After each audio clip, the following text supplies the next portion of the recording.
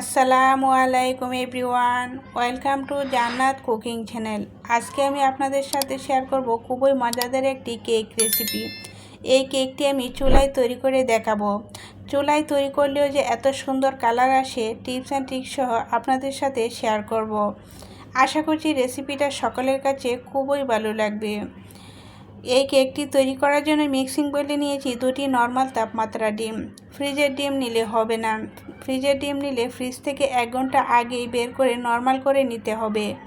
দিয়ে দিচ্ছি 1/4 টিস্পুন লবণ, 1 চা চামচ বেকিং পাউডার, দিয়ে দিচ্ছি হাফ কাপ রান্না করা রেগুলার তেল, আর দিয়ে দিচ্ছি 1 কাপ চিনি। চিনিটা আপনাদের পছন্দ মতো দিতে পারবেন, আপনারা যেরকম চিনি খেতে পছন্দ করেন। এখন খুব সুন্দর করে বিট করে নেব। আমি হালকা একটু বিট করে নেব। আপনারা চাইলে হ্যান্ড উইল দিয়ে খুব সুন্দর করে বিট করে নিতে পারেন। এটা খুব বেশি বিট করার প্রয়োজন নেই, শুধু চিনিটা গলে গেলেই হয়ে যাবে। এখন আমি বিট করে নিয়েছি 2 মিনিট, আর চিনিটাও খুব সুন্দর করে গলে গিয়েছে। হ্যান্ড উইলের সাহায্যে খুব সুন্দর করে এরকম বিট করে নিতে পারবেন। দিয়ে দিচ্ছি 2 টেবিল চামচ পাউডার দুধ।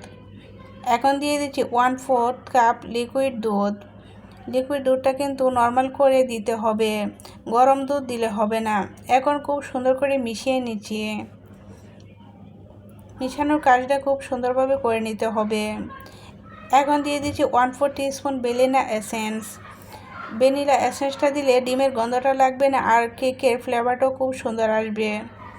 এখন আবারও খুব সুন্দর করে মিশিয়ে নিচ্ছি। আর এখন দিয়ে দিচ্ছি ময়দা।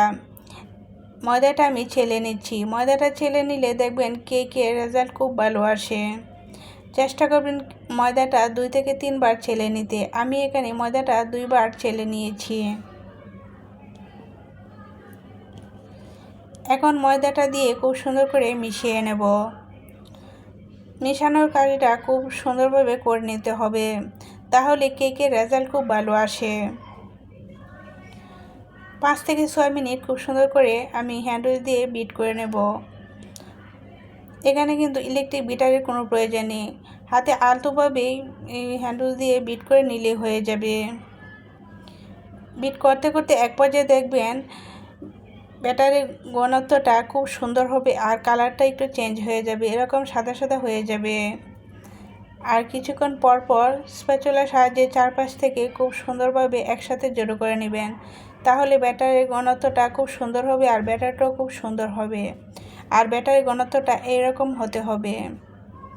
এখন আমি যে মোল্ডে কেকটা বেক করব, এরকম একটা আমি পুডিং বাটি নিয়েছি।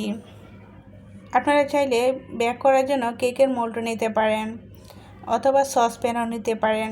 এখন এই পুডিং বাটির মাপে একটা লেখালেখির কাগজ কেটে নিয়েছি, আপনারা চাইলে বাটার পেপার দিতে পারেন। এখন আমি অল্প একটু তেল হাতে লাগিয়ে নিচ্ছি। তেল লাগিয়ে নিলে কেকটা খুব সুন্দরভাবে উঠে আসবে। এখন সম্পূর্ণ ব্যাটারটা ঢেলে দিয়েছি। ব্যাটারটা একটু উপর থেকে ঢেলে দিবেন, তাহলে কিন্তু ব্যাটারের চারপাশ দিয়ে খুব সুন্দরভাবে সেট হয়ে যাবে। এখন একটা কাঠের সাহায্যে আমি খুব সুন্দরভাবে ঘুরিয়ে ঘুরিয়ে এরকম করে দিচ্ছি, যাতে ভিতরে বাবলস না থাকে। ভিতরে বাতাস থাকলে খুব সুন্দর করে বের হয়ে আসবে। এখন চুলায় একটি হাঁড়ি বসিয়ে দিয়েছি। কালার আসার জন্য চুলায় একটি সিলভারের হাঁড়ি বসিয়ে দিয়েছি, আর তলানিতে দিয়েছি একটি লেখালেখির কাগজ। এখন উপরে দিয়ে দিচ্ছি একটি স্ট্যান্ড। এরকম স্ট্যান্ড কিন্তু সকলের ঘরেই থাকে। এখন দিয়ে দিচ্ছি কেকের মোল্ডটা। কেকের বাটিটা দিয়ে আমি আবার সিলভারের ঢাকনা দিয়ে ঢেকে দেব, তাহলে দেখবেন কেকের কালারটা খুবই সুন্দর আসবে, একবার ওভেনের মতো কালার আসবে। কাঁচের ঢাকনা দিলে হবে না, সিলভার অথবা স্টিলের ঢাকনা দিয়ে ঢেকে দিতে হবে। আমি 40 মিনিট কেকটা বেক করে নিয়েছি। চুলার আঁচটা লো থেকে একটু বাড়িয়ে রেখেছি। একবারে লোতে রেখে কিন্তু কেক বেক করতে যাবেন না, তাহলে কালার সুন্দর আসবে না, কেকও সুন্দর হবে না।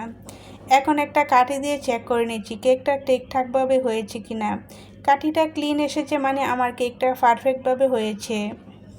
এখন আমি সুগার সিরাপ উপর দিয়ে ব্রাশ করে দিচ্ছি। কেকের কালারটাও খুব সুন্দর আসবে। সুগার সিরাপ দেওয়ার পর দেখবেন কেকের কালারটা আরও বেশি সুন্দর হয়ে যায়, আর কেকটাও খুবই সফট থাকে। আর সুগার সিরাপটা 1 টেবিল চামচ চিনির সাথে 1 টেবিল চামচ পানি মিশিয়ে আমি সুগার সিরাপটা তৈরি করে নিয়েছি। আর কেকটা আমি হালকা ঠান্ডা করে নিয়েছি। এখন কেকটা বের করে নেব। এখন একটা নাইফের সাহায্যে চারপাশ থেকে কেকটা ছাড়িয়ে নিচ্ছি। এমনিতেও কেকটা আলাদা হয়ে গিয়েছে, তাও একটু ছাড়িয়ে নিচ্ছি। এখন একটা প্লেটের মধ্যে আমি কেকটা ডিমোল্ড করে নিচ্ছি। আর দেখেন কেকটা কত বেশি সুন্দর হয়েছে, কালারটা একবারে ওভেনের মতোই হয়েছে। এই রেসিপি ফলো করে যদি আপনি কেক তৈরি করেন, দেখবেন আপনাদের কেকও এরকমই সুন্দর হবে, একবারে ওভেনের মতো কালার আসবে, পারফেক্ট কেক হবে। আর দেখেন কেকের কালারটা কত বেশি সুন্দর হয়েছে, আর কেকটাও খুবই সফট হয়েছে আর অনেক বেশি জালিদার হয়েছে। দেখেন একবারে অনেক বেশি সফট হয়েছে।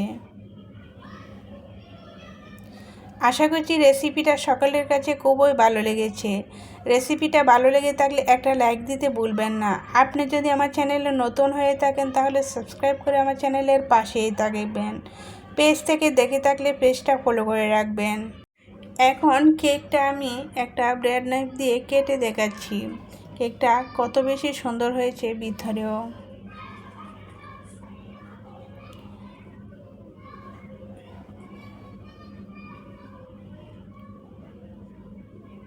আর দেখেন কেকের পিসগুলো কত বেশি বড় হয়েছে, আর কেকটাও অনেক বেশি সুন্দর হয়েছে। কেটে নেওয়ার পরও দেখেন কেকের কত বেশি সুন্দর দেখাচ্ছে, আর এই কেকগুলো খেতেও কিন্তু অনেক মজার হয়েছিল।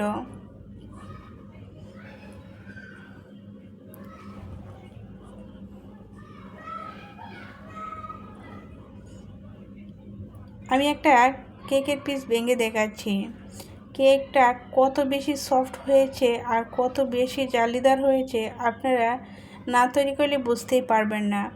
আর কেকটা খেতেও কিন্তু অনেক বেশি মজার হয়েছিল।